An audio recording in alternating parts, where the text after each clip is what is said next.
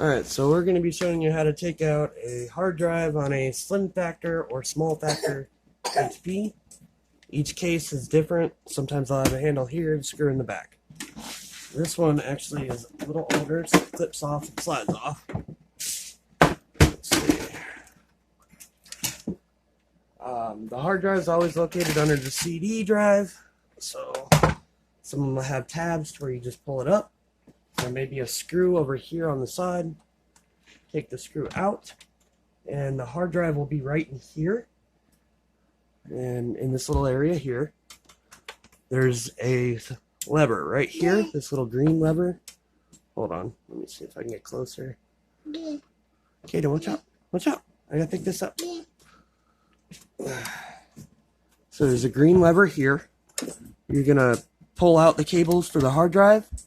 You're going to hold this lever. While you're holding this lever, pull the hard drive out.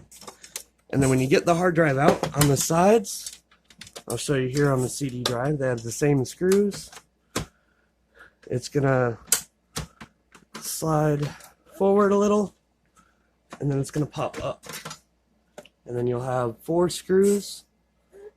And you want to take these 4 screws out, put them in the same location on the new hard drive. All the hard drives, hold on just a second, I'll grab a big hard drive. Alright, so the big hard drive, same thing, you're going to push this green lever back here. It's going to slide forward or backwards, and then you're going to pull it out. And then there's screw holes on each side.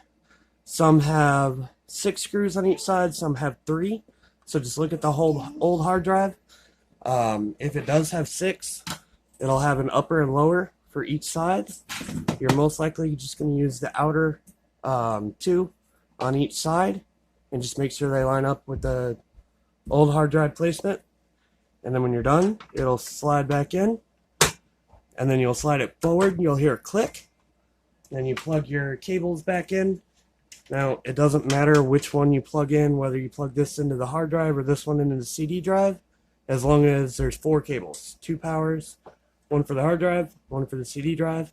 The computer will recognize it, and then it should just snap back down.